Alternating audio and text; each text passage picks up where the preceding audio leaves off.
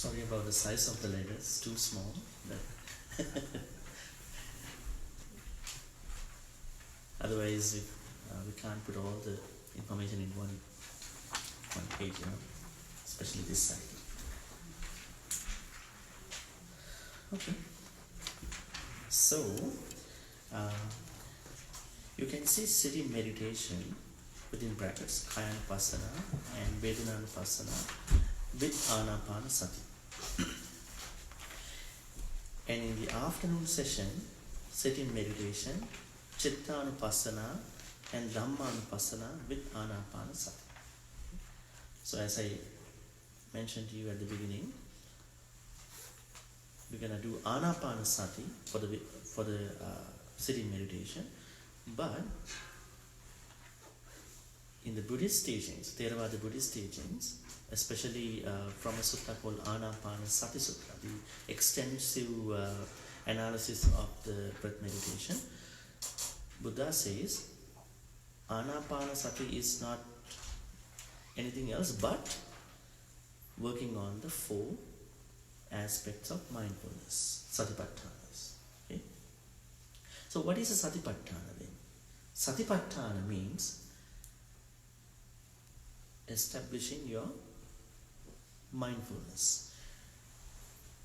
Although we have some issues with this word called mindfulness, the Pali word itself means attention, bare attention.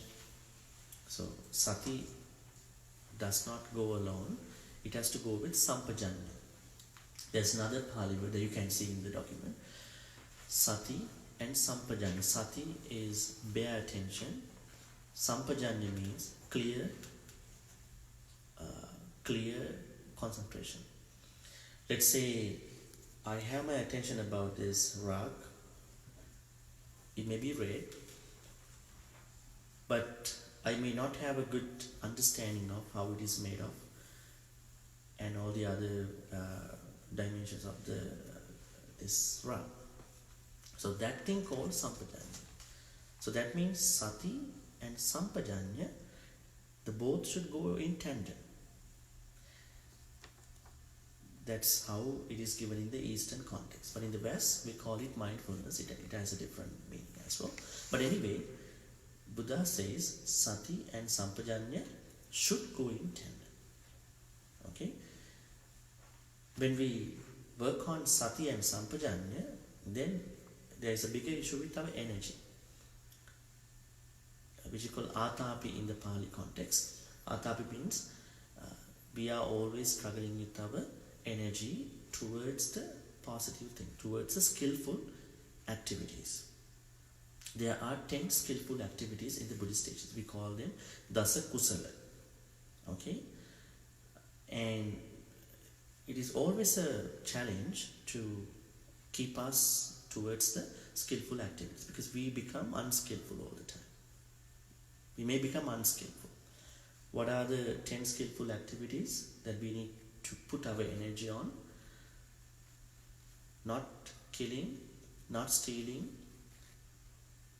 not misbehaving. Those are for the body. And there are 4 for the speech. Not lying, not talking behind the back, not using hurtful words. Sometimes the good words can be hurtful as well, depending on the time. You are complimenting at the wrong time to the wrong person. Other person gets really upset about it. So it's about being hurtful with your words. Not using hurtful words and not being an idle chatter or a gossiper. So those are the 4 unskillful activities regarding the speech. And there are another 3 for the mind. What are they? Not being envious, which is called abhijja. Now, envy and jealousy has a difference.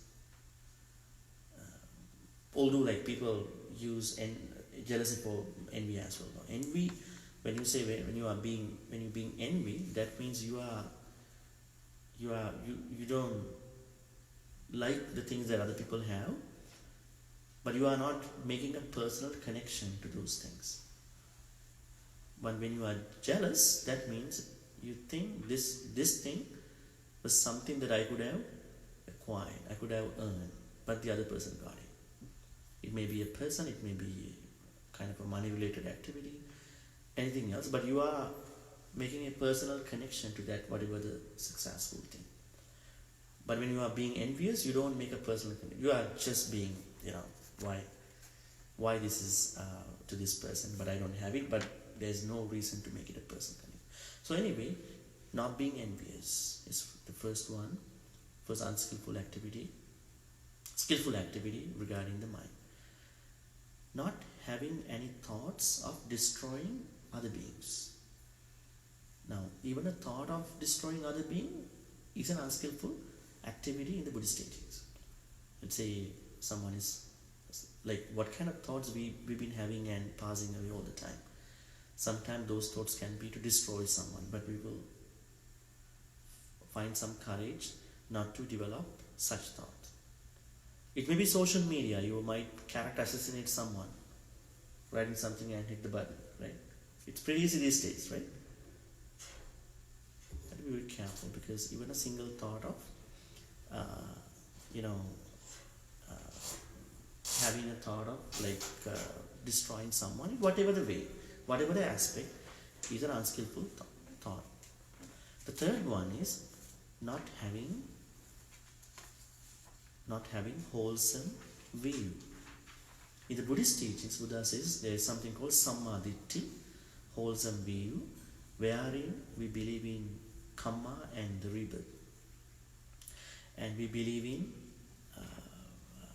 our mom, dad. There are 10 types of secular wholesome view, and there is also another set of non-secular wholesome view. But what we are usually trying to work on is the secular type of wholesome view. So these are the 10 skillful activities. If you don't do them, then you are into 10 unskillful activities. So our energy needs to be put on working towards these 10. So then sati, bear attention, which in the West we call it mindfulness. Sampajanya is a clear concentration, plus atapi, which you call energy. Okay, so this handout says how to extend our mindfulness towards 4 aspects.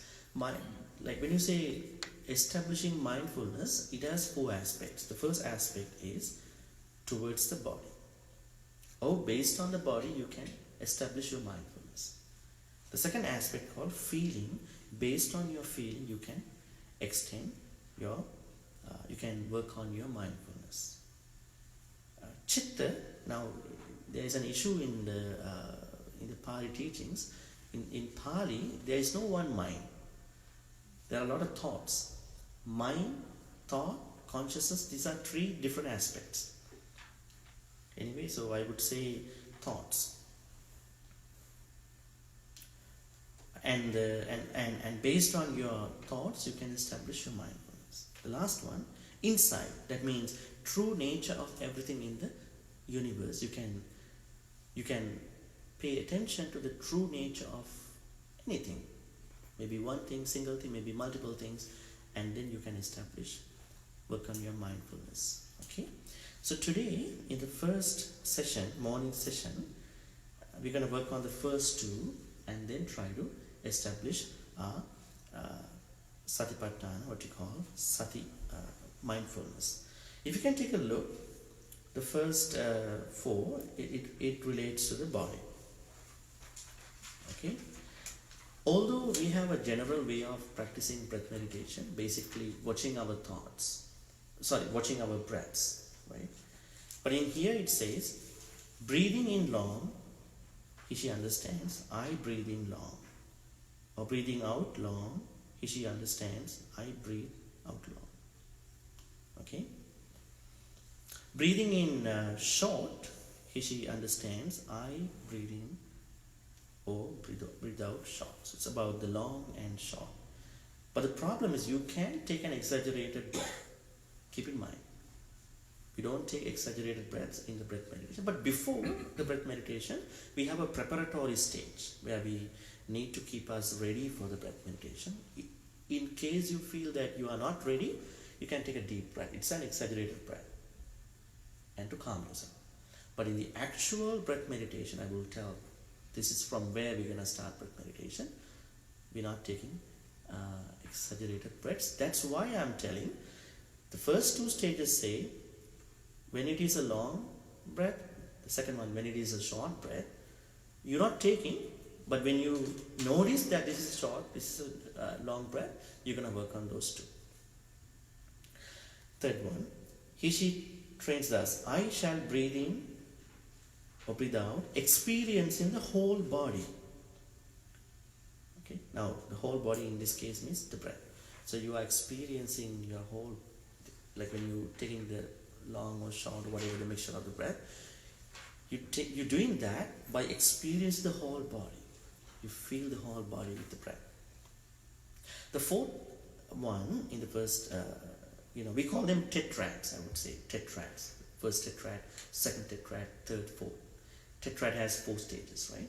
The fourth stage of the first tetrad, under the body, she trained thus, I shall breathe in, breathe out, tranquilizing the body formation. Now, there's another word for us.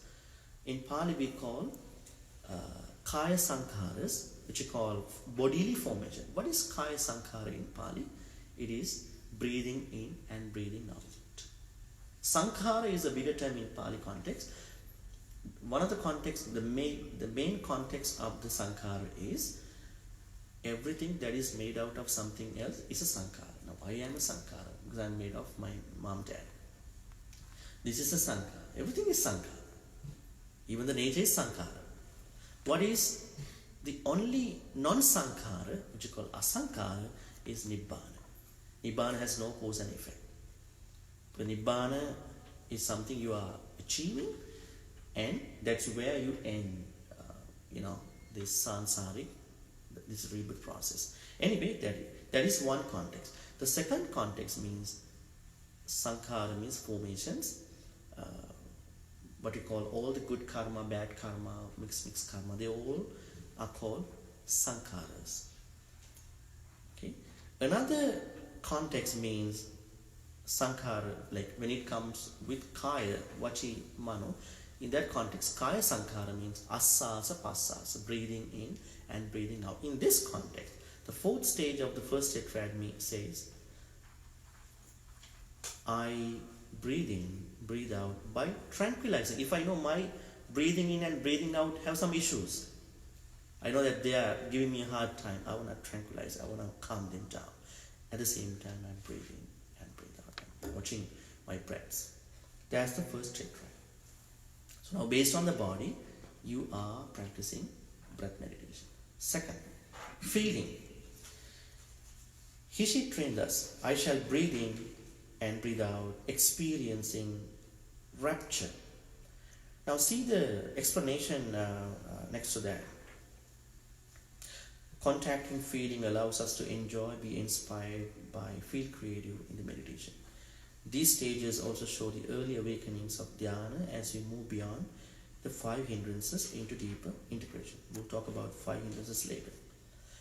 This is very important. Concentration becomes more peaceful as we let go attachment to the excitement of preeti. We are really super excited about our preeti, right? When we are when we are joyful, we are excited.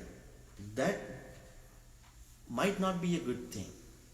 That's why in this context, even we know when we experience the joy, we're gonna breathe in and breathe out, but we are not attaching to the breathing. It's a problem. So we let go that excitement, but we just experience it, but we're not attaching to it. Just let go that excitement. Second stage of the second tetrad, Vedana, feeling. She trained us, I shall breathe in and breathe out, experiencing the bliss now.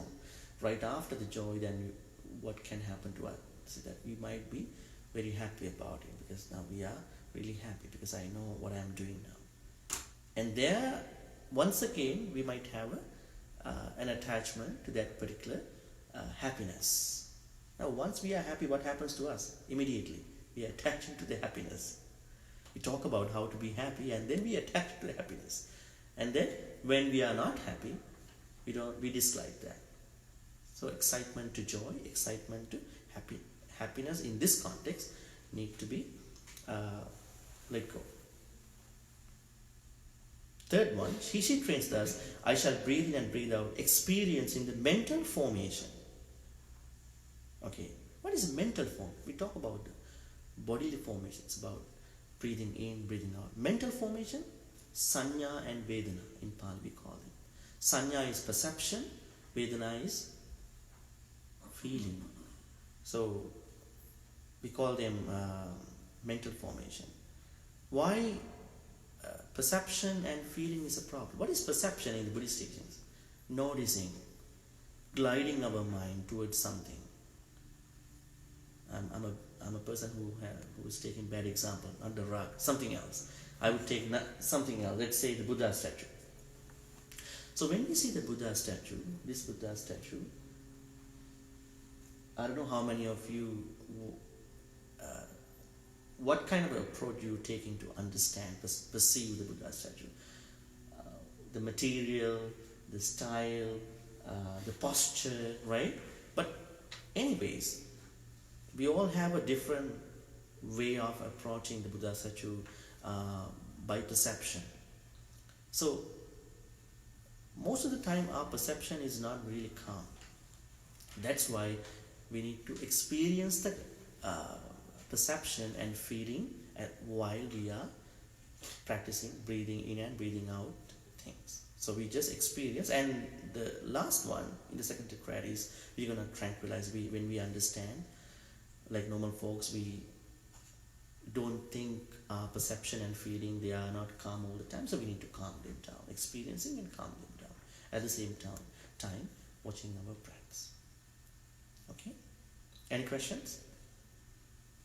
You have the document with you, keep that all the time. If there are no questions, we're gonna go to the sitting meditation to work on these two. So okay, I will tell you few things. In the breath meditation, Buddha has specifically asked us to keep to the posture.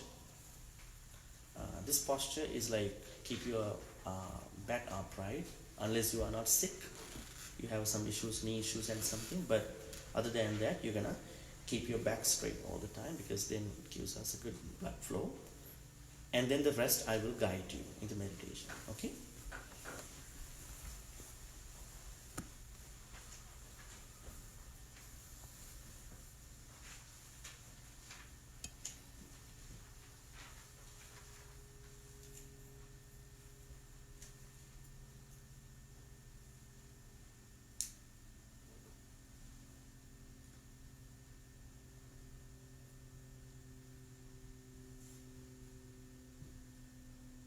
Seated on a chair or on a cushion on the floor, keep your back upright, but not too tight.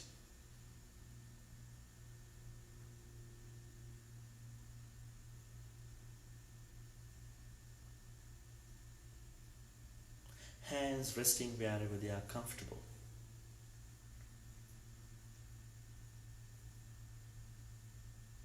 Tongue on the roof of your mouth, wherever it's comfortable.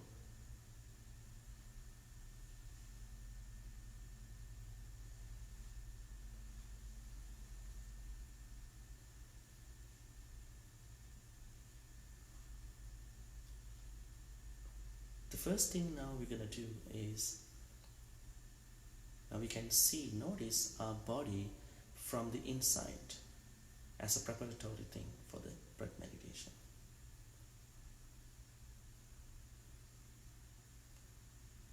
How can we see our body from the inside? You can pay attention to the different dimensions of the body. The weight, the shape, and other dimensions of your body. You can notice all these.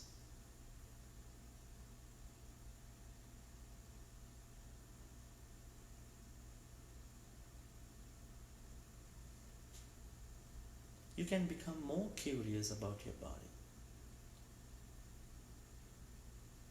How can we do that? We can look at the connection our body has to other objects. In your case, if you are seated on a chair, you can see the body, your body, which is on the chair, your body and the chair and the floor. If you are on a cushion, you can pay attention to your body, which is laid on a cushion. Likewise, the floor. Those of them who just sit on the floor without a cushion.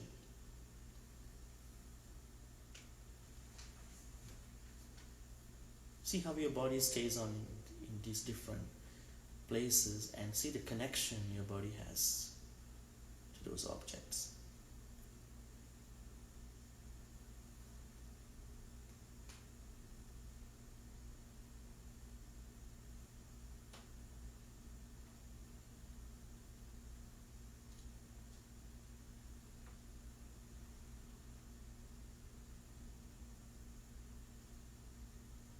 The next thing to do is to relax the body. Even after paying attention to the body from inside and looking at the connection between your body and the other objects, you may sometimes feel your body is not relaxed. So if you notice any tightness or tension of your body, it's time to relax those places. As I mentioned to you at the beginning, you may take a deep breath to calm your body down.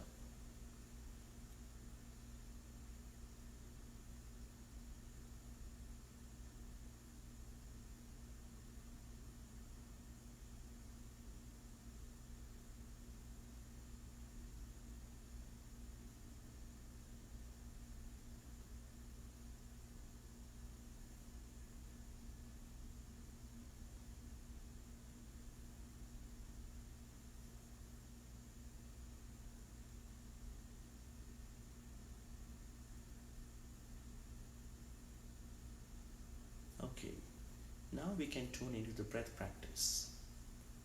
This is where we actually starting the real breath meditation. Feel the natural flow of your breath in and out.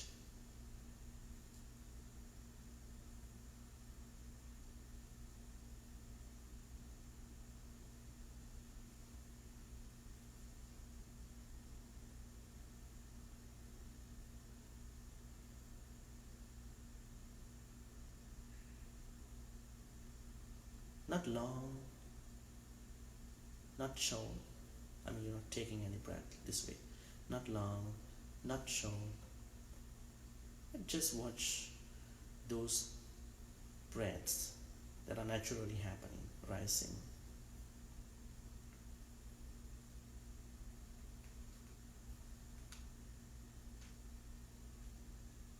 You can also feel the place of your breath. It might be your abdomen, or chest, maybe nostrils, or upper lip or lower lip, wherever you feel your breath as the place. You just keep watching the breaths and the styles of your breaths, long, short, or whatever. But keep in mind, one breath at a time. When one breath ends, the next breath begins. That means you're watching one breath at a time, and then the next breath when it is done.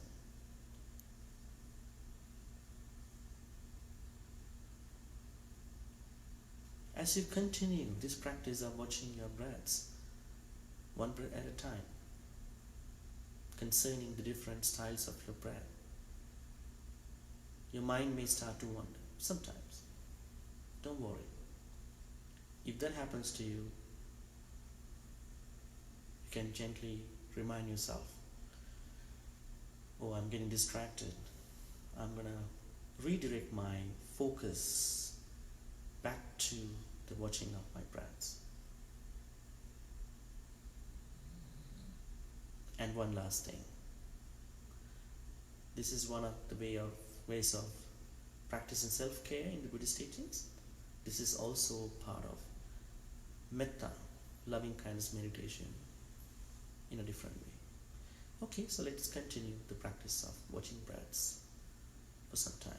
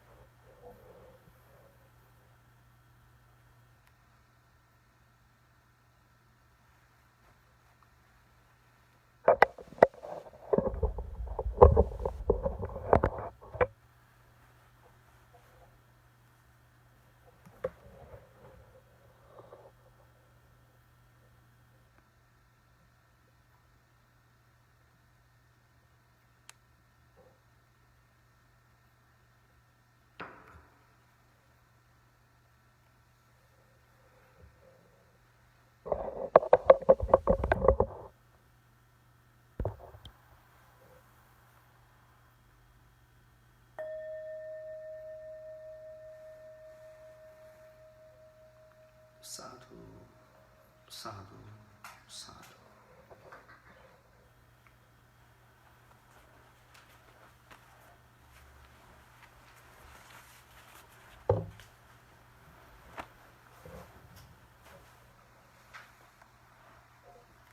So how was the breathing meditation?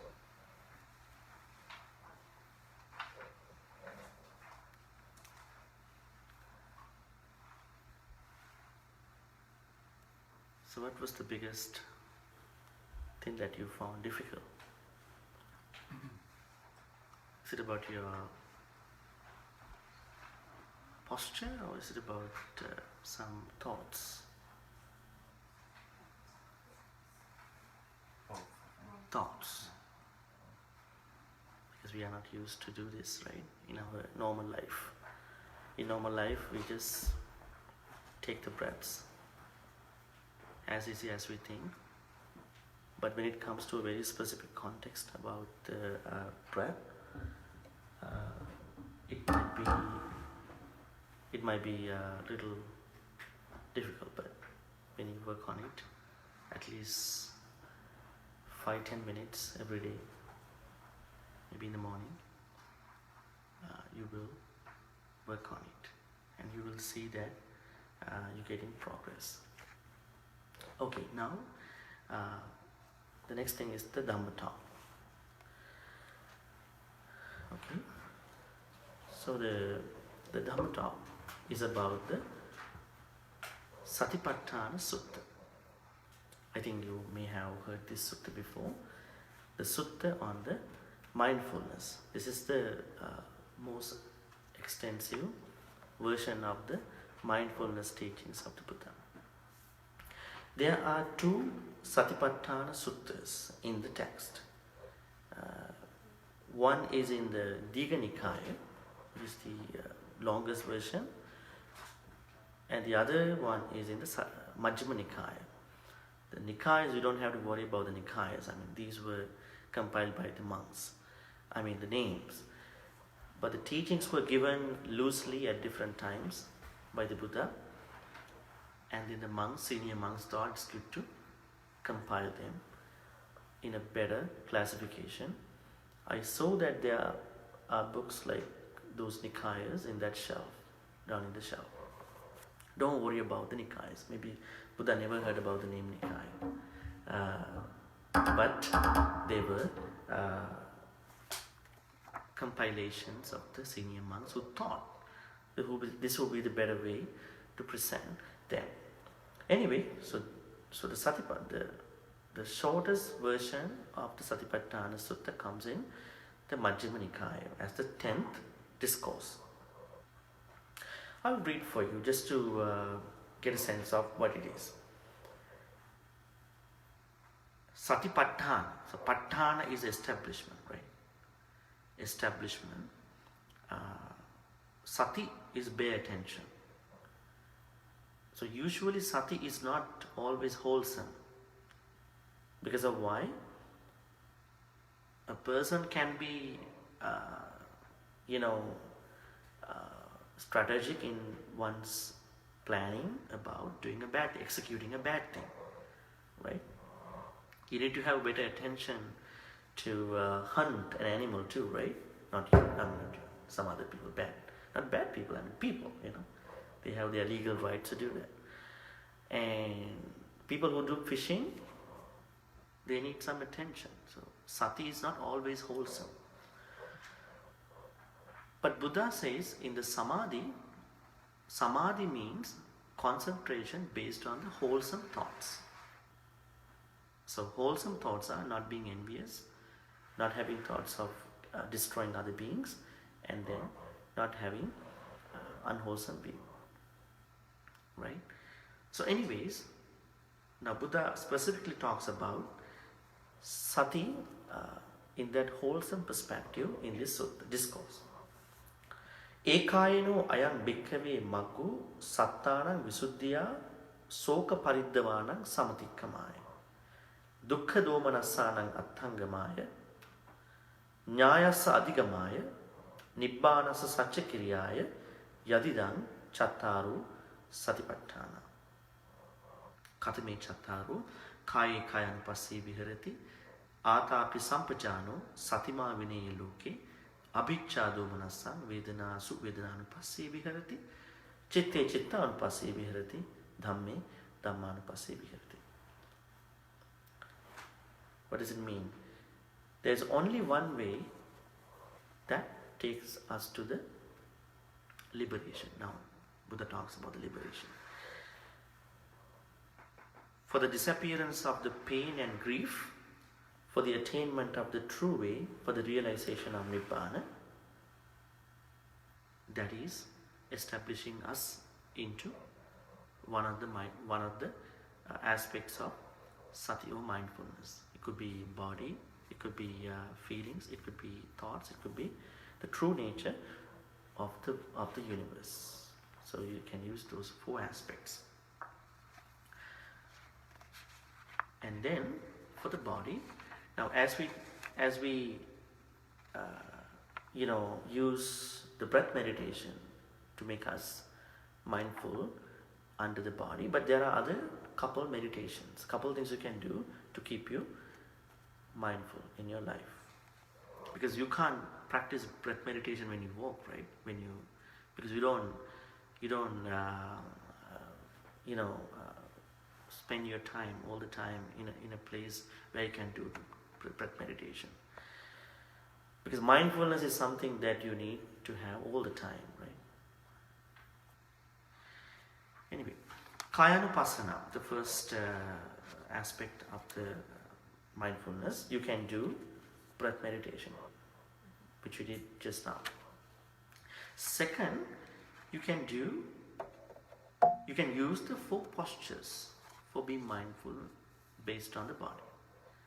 Gacchanto va gacchami iti pajana. When I walk, I know I'm walking. I mean, I'm supposed to know I'm walking, but when you walk, you're supposed to know that you are walking. When you stand, you're supposed to know that you are standing. When sitting, you know you are sitting. When lying down, you need to know that you are lying down. This is the second way of making you mindful based on the first aspect of mindfulness. Is it easy to do in your life? Looks like it is easy, but we haven't paid our attention to these postures, right? Because we are with something else when we walk, like we are with a secondary thought about where we walk into. Right?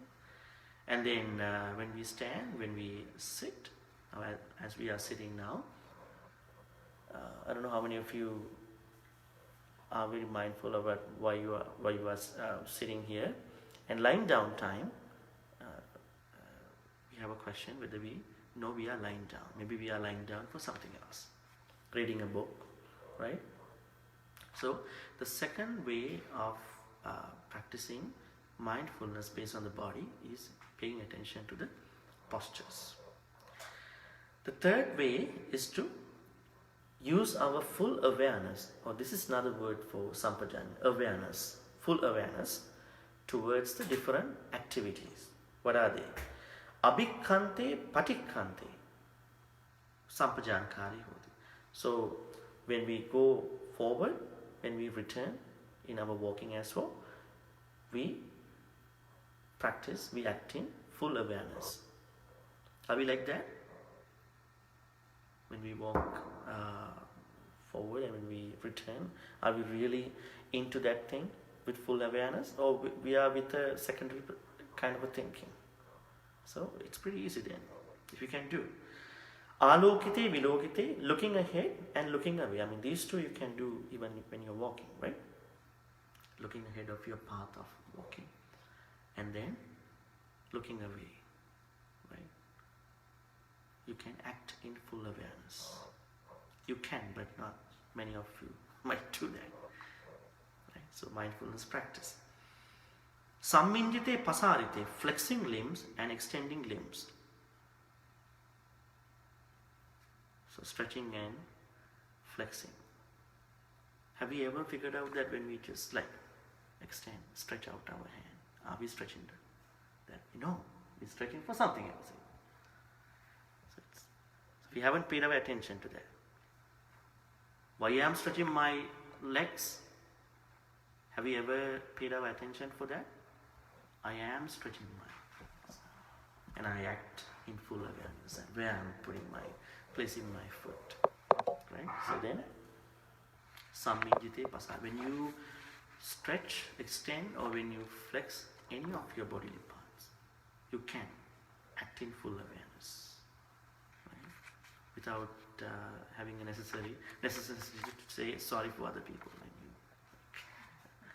you hit the other, I'm sorry, bye. It's your problem because you haven't acted in full awareness. You're trying to minimize the word sorry, right?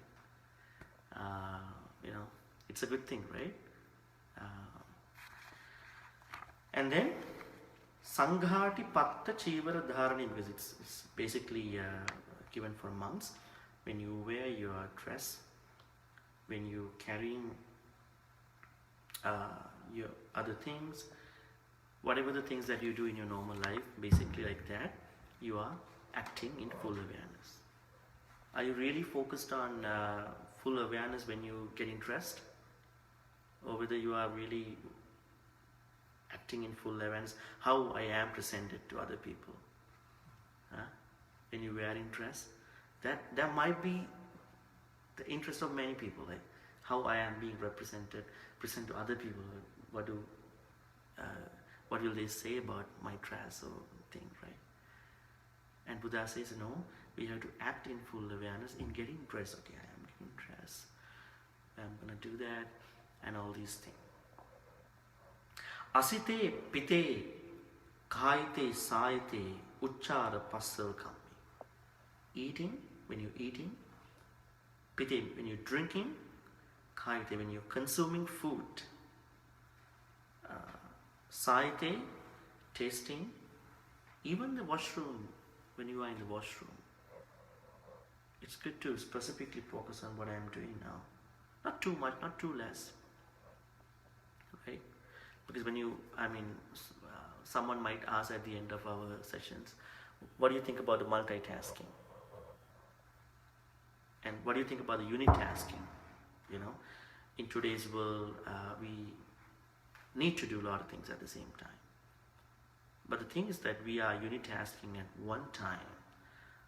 Like, you can do a couple stuff, but your focus is on one thing at one time, but you may be doing a lot of things at the same time. That should be our priority. Not that multitasking to the Buddhist context means that you are having no focus on anything and you just, being like a robot and then doing activities. Could be a problem because we are humans, right? And we need to be conscious and, attentive about our specific activity. Now, why it is important to eat with mindfulness? Now, we're all gonna have our meal, right? At noon, right? Why it is necessary for us to be mindful? Do we remember what we ate 5 days ago?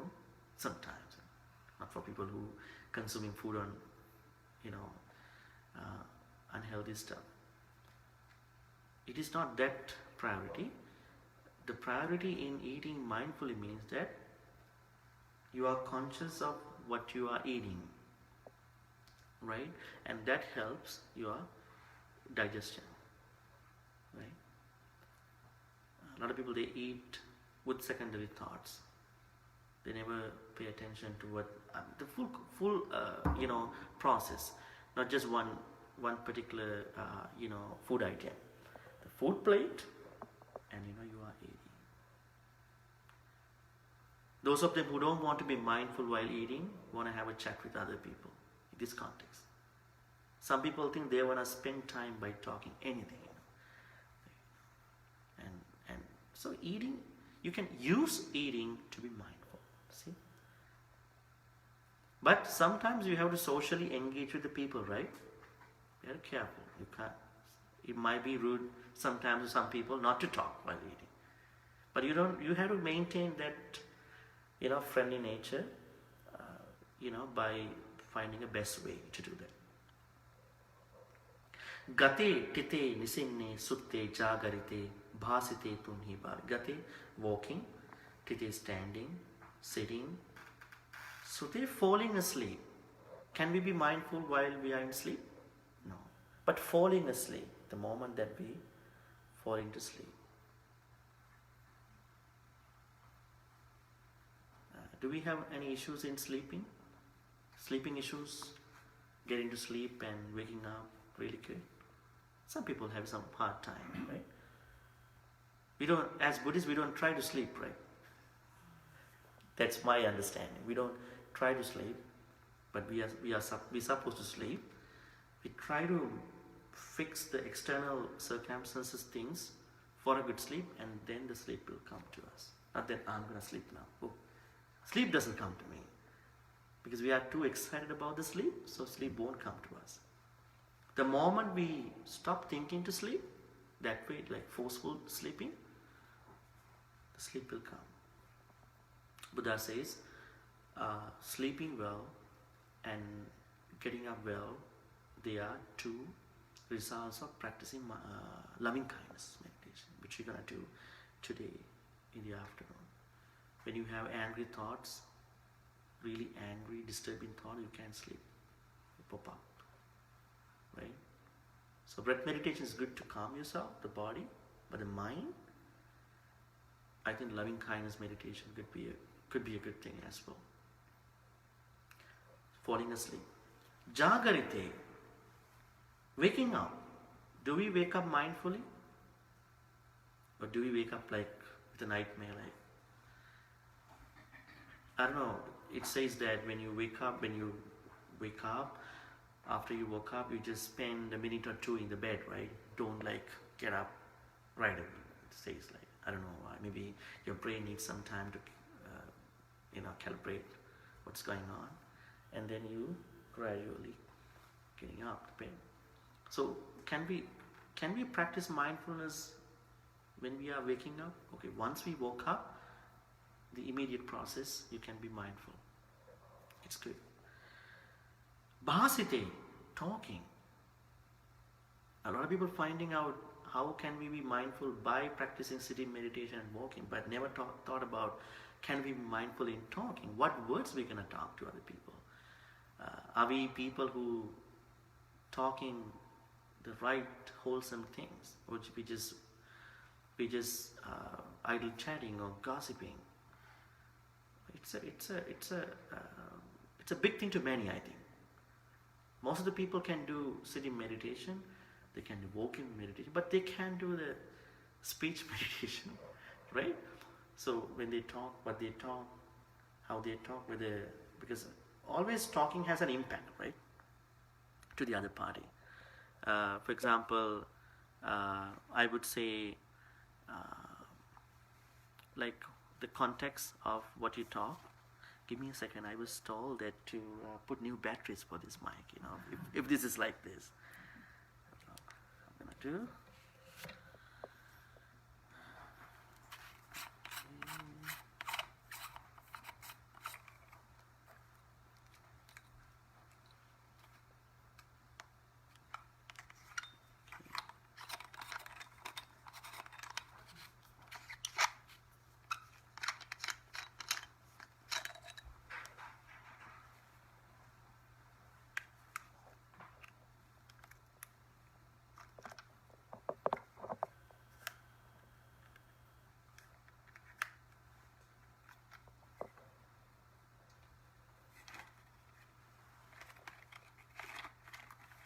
Bear with me.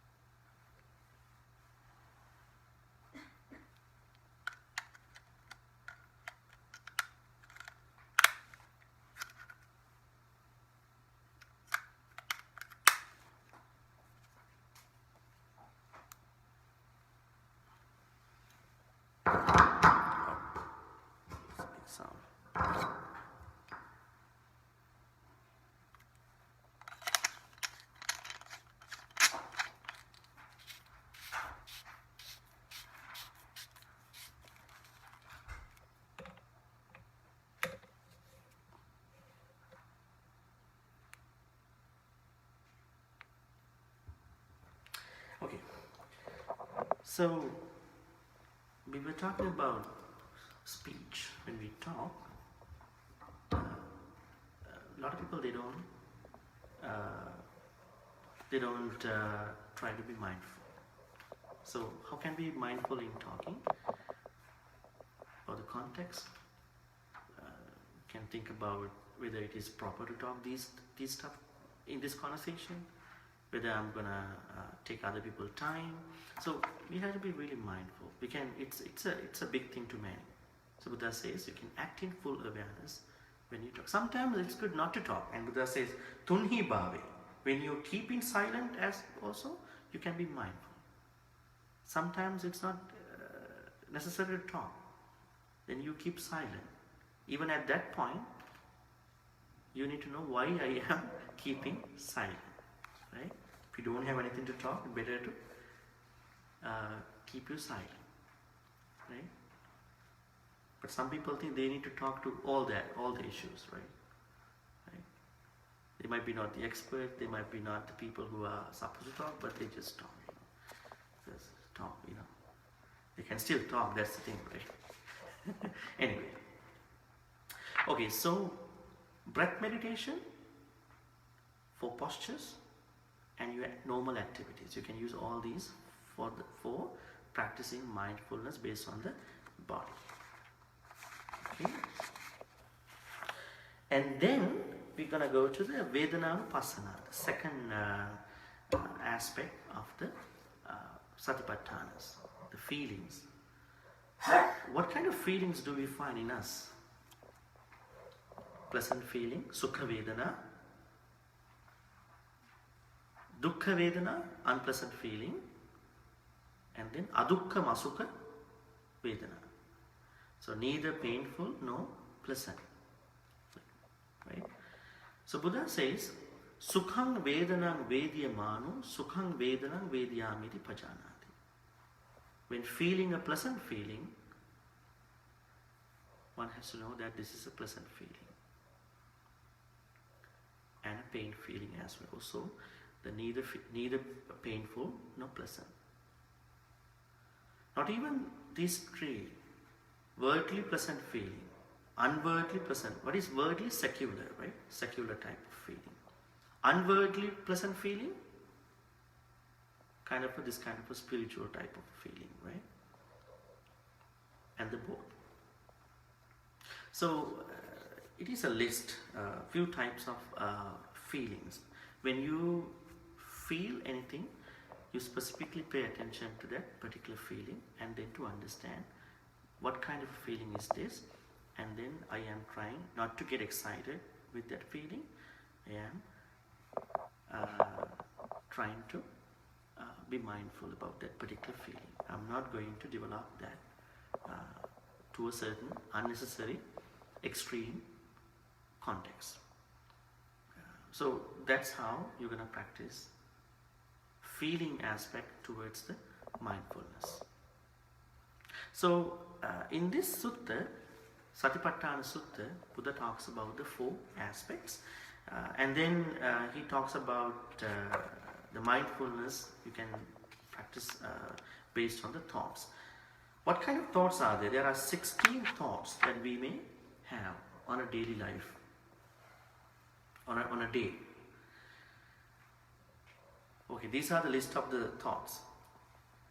Saraga, Vitaraga, Sadosa, Vitadosa, Samoha, Vitamoha, Sankitta, Vikitta, Mahaggata, Amahaggata, Sauttara, Anuttara, Samahita, Asamahita, Vimutta, Avimutta.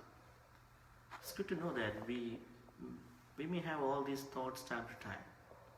Maybe the last thoughts we may not have because they are related to the Arahants and the people who attain Nibbana. Saraga, a thought that is affected by lust. Vitaraga, a thought not affected by lust. Do we get these thoughts on a daily basis? Okay, we get those thoughts, right? A thought affected by lust, a thought which is unaffected by lust. Sadosa, a thought affected by hate. and with the dosa, a thought which is unaffected by hate. It is always switching, right?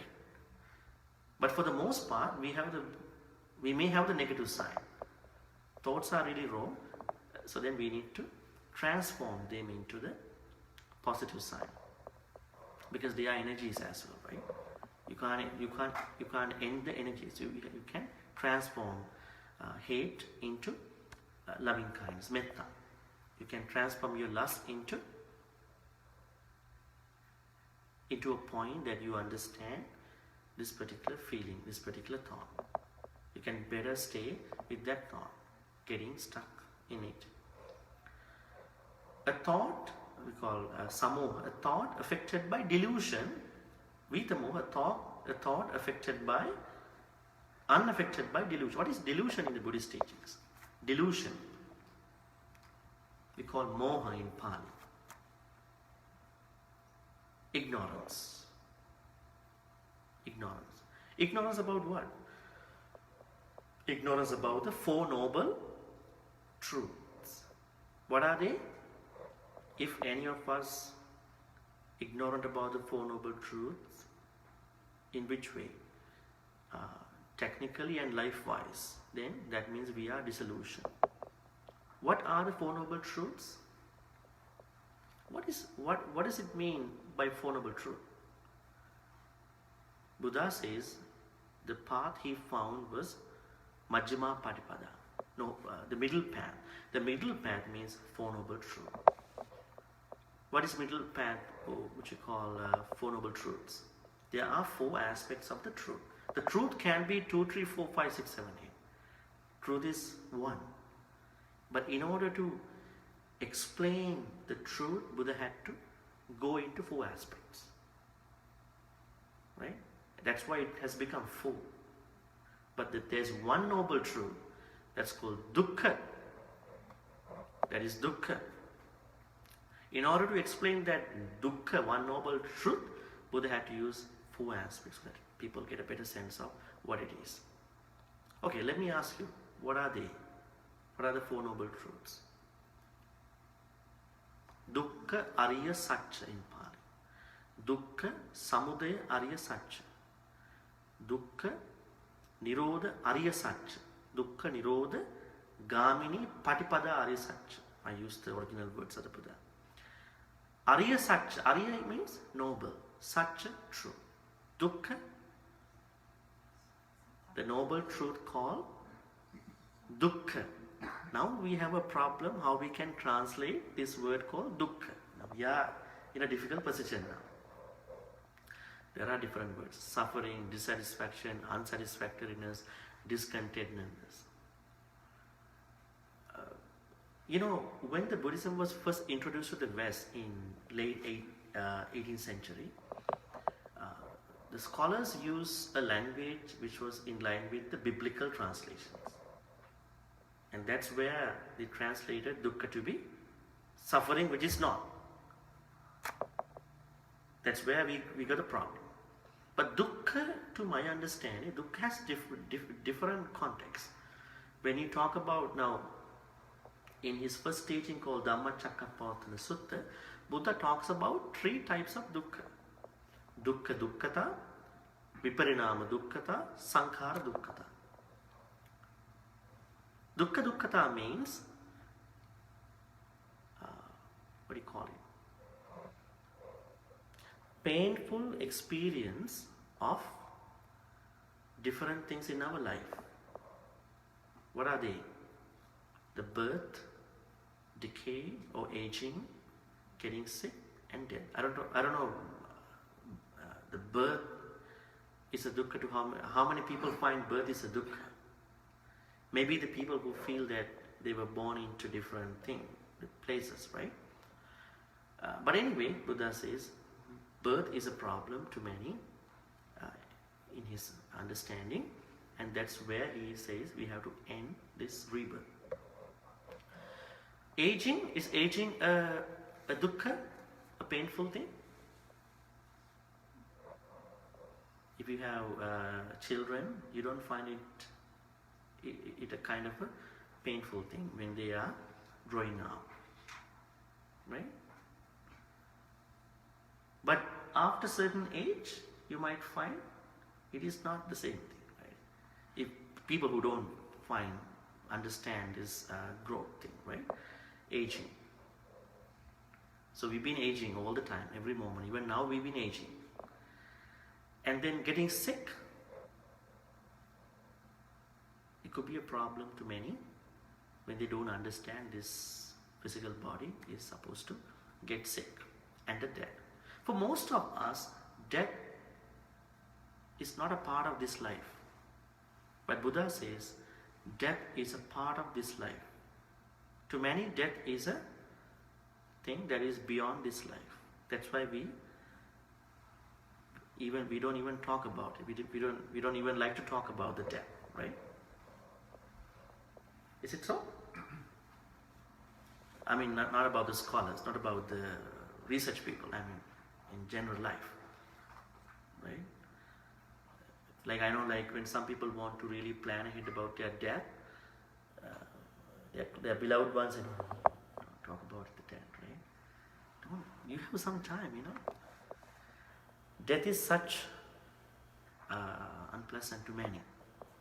Buddha says, any experience regarding these four, birth, aging, getting sick, and the death, could be dukkha dukkhata. That's the first type of dukkha. The second one is viparinama dukkha. Any painful experience with the changes. What kind of changes are they? All the changes. I think we really, not good to get all the changes in a positive way. When we're getting promoted, when we're getting complimented, when we, see that our life going on a, better direction, we are really happy about those changes. But the opposite, which happens to us more often, we don't think that it is they are good changes. But Buddha says any experience that you have when you encountering changes, it is called viparinama dukkhata. The third one called sankhara dukkhata. As I mentioned to you at the beginning, sankhara means anything that is made out of something else. So we all are sankharas. So any painful experience, because we don't understand the true nature of the sankhara, is a sankhara dukkha, right? Now there are things you might find sentimental in your life, right? In your house there may be a lot of things, like in all your houses we call them sentimental. My books, my pictures, my whatever, everything, right? Even you call sentimental when you have an excessive attachment to people, things, and that is called sankhara dukkha, because they are not always with you. One day they're gonna go away from you. Even you're gonna go away from your body, because your consciousness goes away and you leave your body here and you go away. And then it's sankhara. So dukkha has three types, as I told you: dukkha dukkha, viparinama dukkha, sankhara dukkha. Now this is the dukkha that Buddha talks about in the Four Noble Truths. So in the first one, the noble truth on the dukkha, discontentment. The second one, dukkha samudaya ariya satya. What is it? The origin of the noble truth called the origin of dukkha. What's the origin of the dukkha? Buddha said it is craving. It is craving. Do we have many cravings in our life? Yes. For many it could be food, right? A lot of cravings, right? We don't talk about the food cravings all the time. We talk about the cravings about people. But it is, craving has no problem. It could be food. It could be whatever the thing. Because you are not think about health issues. It may be that you don't maintain your food cravings. Right? You are into something. But you may practice Dhamma, you may practice good things, but you never think about, I have cravings about food. We need to depend on food, but if we crave for the food or whatever like that, it could be a problem. right? Where is our balanced life, right? So then it is craving. The craving to the Buddha is threefold: kama tanha, bhava tanha, vibhava tanha. Craving for the sensual life. So it's okay to spend the life with normal pleasures, but not with cravings. And with bhava tanha, what is bhava tanha? In the Buddhist teachings, Buddha says, if someone wants to wish good future lives, may I be born in a heaven, may I be born in this place, that place, it is a craving. It's not a good thing. Don't wish anything, because it will all depend, it will all get processed when you die. You still have time. Don't wish those unprecedented, unfinished stuff, because still working on it. Remember that story? One father was to die, and then his daughters tried to ask monks to come to the house to bless father. And then monks came in, and then they were chanting. During the chanting, at some point, the father said, "Stop." The normal monks, they were not enlightened monks. They thought, okay, the father may be tired and, maybe going to die, so we better stop. And then they, returned to the temple. And then in few minutes, sometimes after, he came back to the normal, his mind, and then asked. Then the daughters were crying. Our father was really a good person and then doing a lot of good things, but how come he's asked monks to stop the chanting as well? Maybe he's getting distracted. Father asked, where are the monks who were chanting for me? Oh, you said to stop the chanting, so they went back to the temple. No. I was telling the celestial beings, deities, they were trying to put garlands around my neck. I said, stop, I'm still creating more good karma. And then he passed it. That means you still have time. Don't wish such things. So that is called bhava tanha. Bhava means the cycle of samsara, which we are supposed to cut as Buddhists one day. But a person who may not have a comfortable life may wish different things. I'm not a very privileged person in this life. I don't have a good wife. I don't have a good husband. I was not married. I didn't study well. I didn't earn a lot of money. I didn't have a good job. Maybe next life, some Buddhists. Maybe next life. Okay, that's okay too. But keep in mind, it is a craving. It's not bad, but it's a craving. Nobody say it's bad for your craving, right? Do people say like that?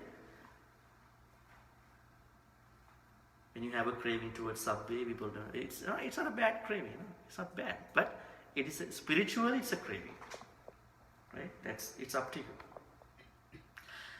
Vibhava tanha means people who think this is the only life, and there will be no life after, and that might escalate thoughts to do all the bad things at some point in the Buddhist teachings, because you know that there is no other life, that you will experience your good karma, bad karma. So, craving is threefold: kama, bhava, and vibhava. So the second noble truth is finding the origin of your craving, finding the origin of your dukkha, that is craving.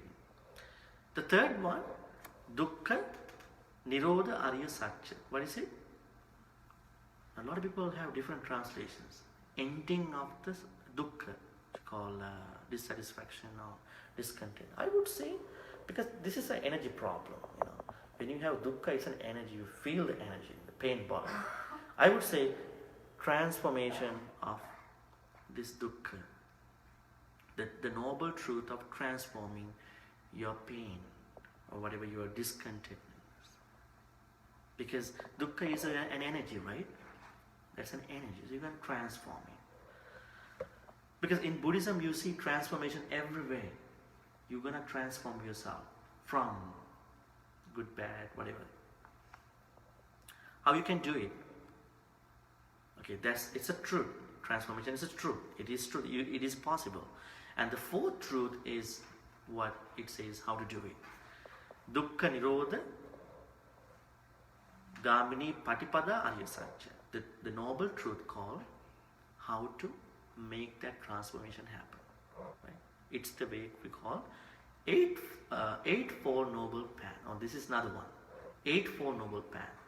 The four noble truth, and under the fourth truth, then it presents the Eightfold Noble Path.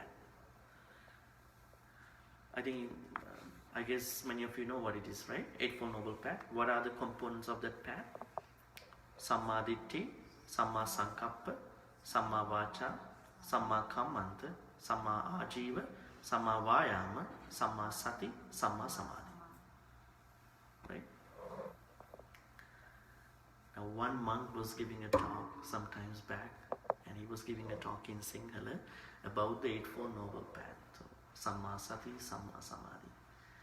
And then there were some people who did not speak English in that audience, and they had no place in understanding what it is. And at the end of the talk, he was leaving the time for a discussion.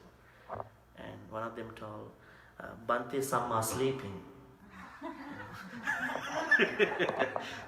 Took the Samma. Samma sleeping at the end of the talk, because most of them didn't understand what it is. Anyway, so these are Samma. Samma is wholesome, right? People call it right. But I feel like everything that is right is not moral, wholesome. People have a right to go for hunting. I'm not against or whatever thing, but right to do that. But sometimes they are not morally good for Buddhists. As Buddhists, we have some issues, right? They are not morally good. Some other stuff as well. So right and wrong mostly good for legal stuff, but morally that means we're not supposed to break it. We're gonna maintain that legality. At the same time, when you say moral, spiritual stuff, we're gonna see something beyond this right and wrong perspective, how it better plays in our life. So anyway, what is Sammaditthi? Sammaditthi is wholesome view.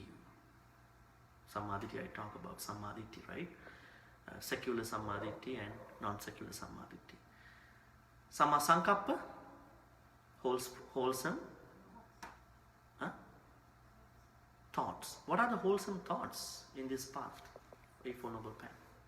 Thoughts of not harassing other people. Avihimsa Sankappa.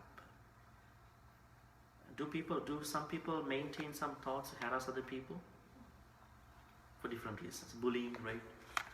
Discriminate other people, right? They don't want to find inclusion. They don't want to agree with the diversity, right? Those are big concepts, right? So it's good to practice these things, inclusion and diversity. As people who understand Buddhist teachings, we see this everywhere in the Buddhist teachings. We have no place to discriminate anybody based on the spiritual, LGBT or whatever. If you see anything stuck in the Theravada teachings, but in the Mahayana teachings, they have fixed it. Now, for example, like women can be the Buddhas. So gender has been a problem. Some teaching Theravada. The Mahayana, no, everybody is Buddha. Eligible Buddhas. I am a Bodhisattva, you are a Bodhisattva. We all have the potential of becoming a Buddha, no matter who you are. Man, woman, whoever. So don't worry. So that means somebody has fixed it. Theravada, Mahayana, and Vajrayana, that's a different kind of teaching. Same thing, but they have fixed. Because they've been updating, amending the places where the teachings were stuck. Because these teachings were compiled, written after many centuries of the Buddha's death, right? So there may be some issues, so we have to take a look how these things are going to work. Samma Sankappa, the first thought is thoughts of not harassing other people. Even a thought of harassing other people is a problem. And then Avihimsa Sankappa, Avyapada Sankappa, as I told you, thoughts of not destroying other people. So people who follow the Buddha's teachings are not supposed to have even a single thought of destroying this individual by character, by whatever other means. If you think you still have them, you need to still work on it. You have a problem. You may be listening to talk, you may be practicing meditation, but you are not into the path. The path, the second thing of the wholesome thought is having thoughts of not destroying other people. The third type of thought is very interesting. How is it called? Nekamma sankappa, thoughts of renouncing. It's a big problem. In our life, we hoard things, right? Sometimes our houses are not enough to, put these stuff, but we hoarding stuff, I like this one, I want to bring it, I want to buy this one, that one, So you have no, like a spiritual, moral compass, not a moral compass, I would say, you don't know how much you need sometimes, right? And sometimes you have a chit of buying stuff, but when you go into the shop, you don't look at it, you're going to buy other things, I like this one, oh nice, the clearance stuff, right? I like this in the summer, but now it's so cheap, right? I'm going to buy it. It's in the winter, they're going to. So we should have mindful shopping, mindful shopping. That's what I call it. What did you say? I wouldn't say controlling. Controlling is kind of a pressurizing yourself, right? It's kind of a management about you. Management of your thought. That would be better terming. Buddha has no place for controlling. But Hinduism has. Control, really control. I don't want to look at it, but you're going to look at it at the end. I'm not going to eat chocolates for 4 days. The 5th day, you're going to be so sugary. You're going to go on a sugary diet, a non-sugary diet, sugar-free for 5 days. The 6th day, you think about, for the 5 days I didn't eat any chocolate. Today I'm going to compensate for the last 4-5 days. I eat more chocolate. It's control, pressurizing. No, you're going to positively, consciously looking at why I'm not supposed to eat. I don't want it. And it's a good management of your thoughts. We need to do that. And then to go in action.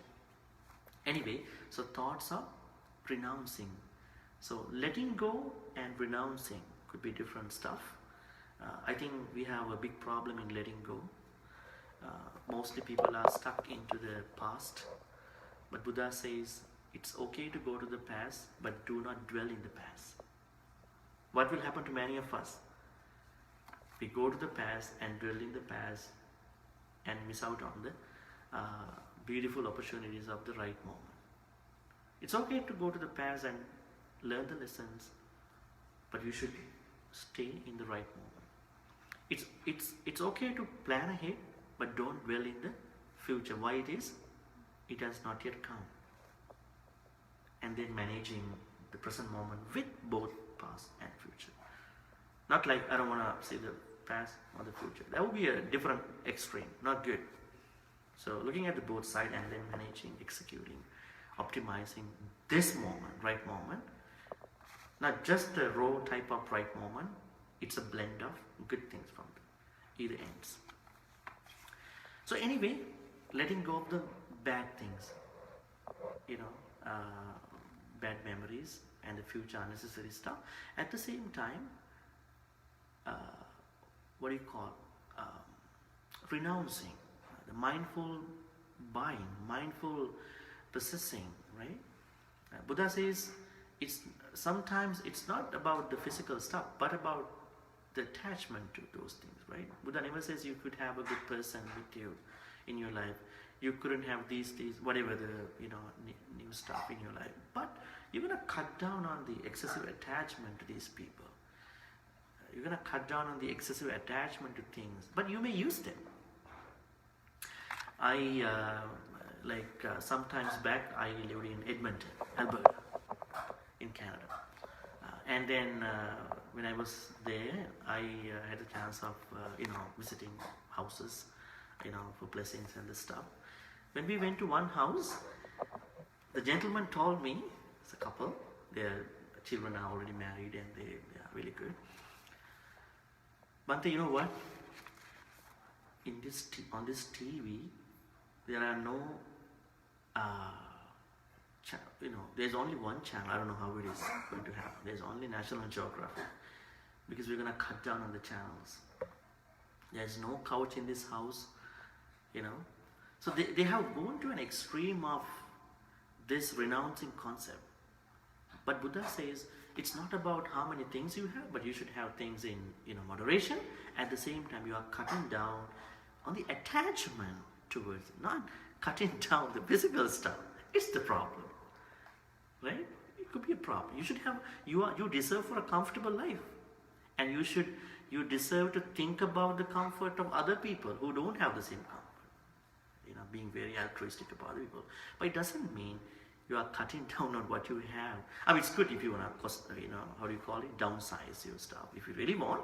But if you think, and I ask them, I need, what's the type of teaching you? Why did you do that? He said, because I've been reading a lot of suttas and discourses, and this is what I understand. It could be wrong. I've been reading too. I never seen that we need to cut down on the physical stuff. You should have physical stuff in moderation, but it's about your attachment. So anyway, thoughts of renouncing. It's good to practice all the time, right? Anyway, Samma Sankappa, Samma Ditti, Samma Sankappa, Samma Vacha. I think I told you before. Words, what you call not lying, not talking behind the back, not using hurtful words, and then not being an idle chatter or a gossiper. What is being an idle chatter, and what's the difference between a gossiper and an idle chatter? Any thoughts about it? There are people who just chatting, just for the time. There's no reason. They think we should talk now, we should talk. There's no need to talk now. Never think about it. Now, nothing. We just talk. And then gossipers have a different role. They gossiping for different reasons. Sometimes it could take us to jealousy. Sometimes it could take us to anger. It's a big problem. But anyway, these two are the fourth type of speech. So we're gonna take care of us from not lying, not talking behind the back, and not using hurtful words, and not being an idle chatter or a gossiper. I want to add something to the first one. Not lying. Sometimes we need to be really mindful about the truth as well. Sometimes when you're going to speak the truth, it might lead you to a commotion, like a fight. Then what would you do? Buddha says you need to delay the truth for some time, because you know that the result of this truth lead to a big problem. Two people are going to fight. Where are you going to speak the truth? That's the biggest important thing.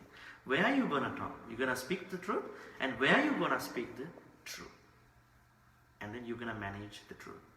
Let's say you might sometimes have to say something else, but later on when you think things are in harmony, you're going to say, I delayed the truth because I knew at that time it could have been a problem. It's like that. That's how Buddha said things about not lying. It's been very wise. We have to use wisdom in executing all these things. Samma Vacha. Samma Kammanta. Samma Kammanta means not killing, not stealing, not misbehaving. I know like the first two are very clear. But what about the third one? Not misbehaving. What is this? What does it mean by not misbehaving? Buddha said we have 6 senses, not, how do you call them? Seeing, hearing, tasting, smelling, touching, and thinking. So oftentimes the objects of these 6 will take over us. The images take over our eyes, and sounds take over our ears, and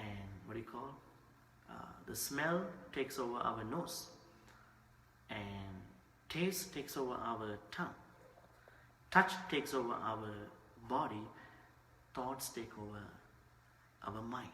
And Buddha said you need to boost your sense faculties, not to get taken over by their objects. But what oftentimes happens is that we're getting spoiled by the external things and we taken away by those things. There are a lot of bad repercussions. Strengthen your piece of eyes, strengthen your piece of ears, strengthen your nose. How do you make your nose strong? It doesn't mean that you should have a physical type of good nose. It's about your attention, how you're going to use your nose, how you're going to use your tongue, how you're going to use your body, how you're going to use your mind. You have something about it, and that something has to be used at all times, not getting just carried away by external things all the time. So that is what we call misbehaving, not misbehaving spiritually. But sometimes we may feel that there are things we get spoiled, but we need to be mindful about those places. And then Samma Vacha, Samma Kammata, Samma Ajiva. Samma Ajiva means wholesome living. What is wholesome living? Kuhana, Lapana, Nemitte Kata, Nippesi Kata, Nijiginsata, Buddha says. A life without swindling other people, cheating other people. In the world, there are people who always cheat on other people, who always swindle on other people. Buddha says that's the bad way of spending your life. You always need to be honest. You always need to have a life which is integral, not swindling other people. It's a bad way of living. It could be marketing, it could be trading, it could be anything else. But as a person, you are supposed to have a life without those bad ways of living, spending your life. And then Samavayam. This is very interesting. Now I told you about the 10 skillful activities. 3 for the body, 4 for the speech, 3 for the mind. You need energy to do these things, right? Sometimes you know they are the things that you are supposed to, but you run out of your energy. Why it is? You don't know how you can optimize your energy. That's where we find out Samavaya. What is it? You're going to put effort in developing your existing skillful activities. You know that I am not getting angry. I am patient, but I want to take it to the further level, next level. Something like that. You're going to put effort to let yourself arise the good skillful activities you never had in your life. Let's say you are a person who may make mistakes. You know that there are good things that you see in other people, maybe you see in other places, sources, and then you letting yourself open for those good things to come towards you. New good things. You're going to put effort to let new good things, new skillful activities to come on your side. Put effort, energy. The third, fourth, it's about unskillful activities. You're going to put effort to cut down on the unskillful activities you already have. Let's say you have a craving for something. You're going to cut down on it.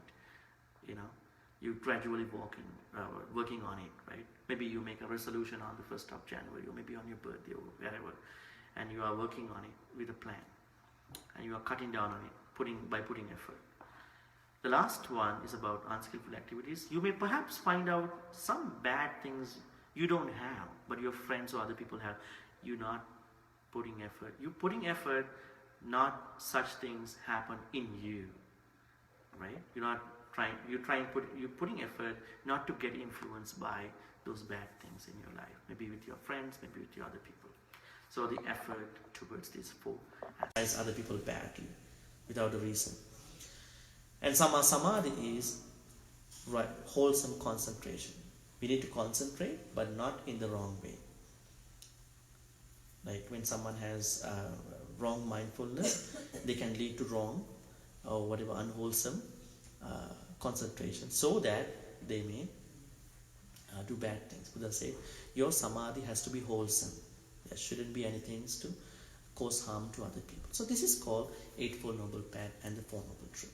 Okay, I think we left up at the point where we talked about the ignorance. So thoughts affected by ignorance, thoughts unaffected by ignorance. Sankitta Vikitta, contracted mind, distracted mind. We have this two minds sometimes, thoughts. Excellent, unexcellent. Exalted, unexalted. Surpassed, unsurpassed. Concentrated, unconcentrated. Liberated, unliberated. Now we have unliberated mind. We haven't liberated ourselves. So these are thoughts that arise in both enlightened beings and non-enlightened beings like other people, right?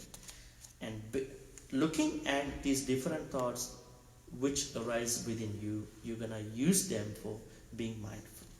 That's called Chittanupassana.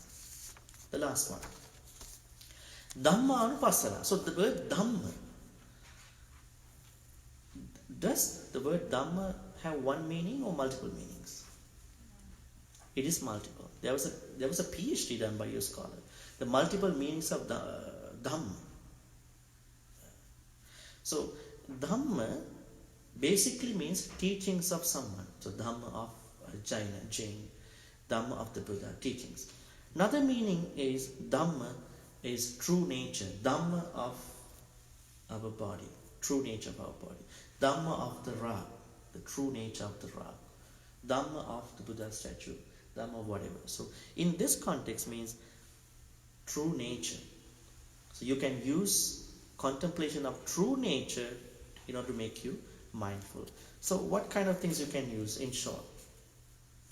5 hindrances, 5 aggregates, 12 bases, 7 bodhchandras, 4 noble.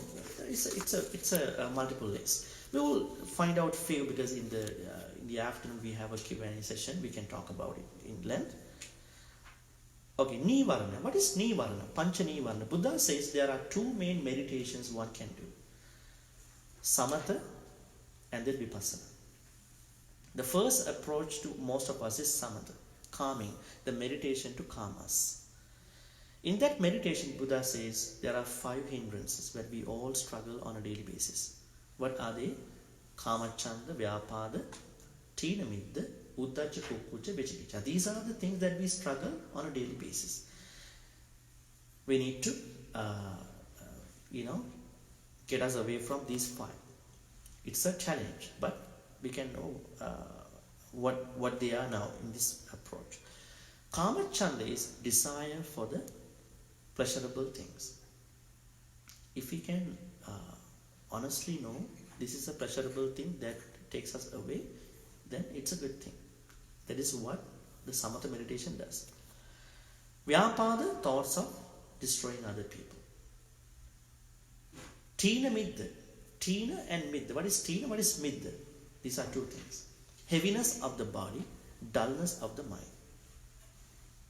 If the body is too heavy, that might lead, I'm not body shaming anyone, but I'm just telling you that it could be a problem. I mean, we all accept everybody's inclusion, but at the same time, spiritually, you may have a hard time.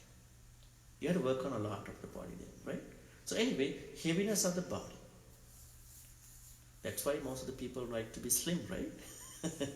Then it's easy, but everybody has a chance of working on it. So heaviness of the body and dullness of the mind. When the mind is dull, it is a spiritual setback. So you are working towards Tina and Middha, not to happen there. You are working towards that means maintaining the body is a big help for your spiritual life. That is what it says indirectly. When you maintain your body, food, how you eat them, what kind of food, and the balanced diet, whatever. All this help you not getting caught up in the bad things, bad thoughts. That is what it says. It's not shaming anyone. It means when you have such a thing, it's pretty easy for you. Heaviness of the body and dullness of the mind. When we feel our mind is dull, the moment our mind doesn't try to be stronger in terms of wholesome activities. And then Vichikiccha, Tina midda Uddacha Kukkucha. Uddacha means restlessness of the mind and the remorse. These are problems as well. When our mind is not trying to rest, it is still want to work on, very energetic. People who have some energy, high energy on some days, right? Not good. Mind has to rest sometimes. Then you can peacefully look at it, look into anything, right? And then at the same time, remorse. Buddha says remorse is necessary, but don't dwell in that point longer. Remorse is a place where you find out where your things went wrong, where you blundered, and then you're not letting them happen again. You're consciously trying to be very careful about your actions, your thoughts, and your other things. So Uddacha, Vichikiccha. And Vichikiccha means doubts. So we have to cut down on doubts. Doubts happen when we are having a lot of insecurities, right? So it's a bigger topic. We can talk all them in the QA if you have questions about it. So basically, we need to create a life where we have less doubts. That means we have to be surrounded with the people whom we don't suspect that much. If you're trying to create a life with people who you already suspect, and then your doubts are developing day by day. So be with people whom you can trust in. That's the first part. If you make that happen, try to find out vipassana, the true nature of those people, and then that is comfortable as well. Okay, so this is our Dhamma talk for today morning.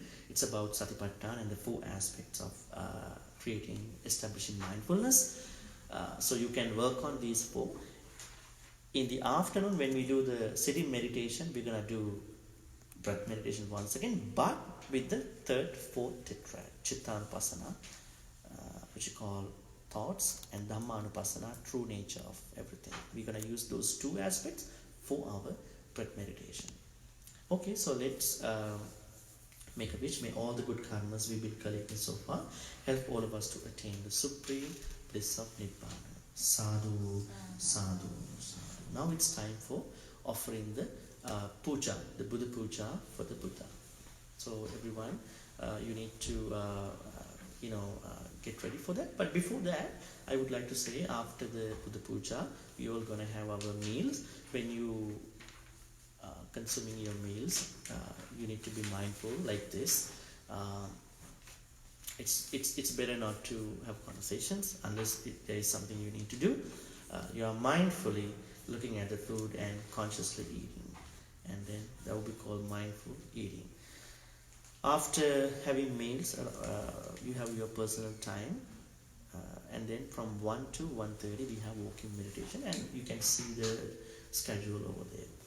Okay, so please rise and get ready for the Buddha puja.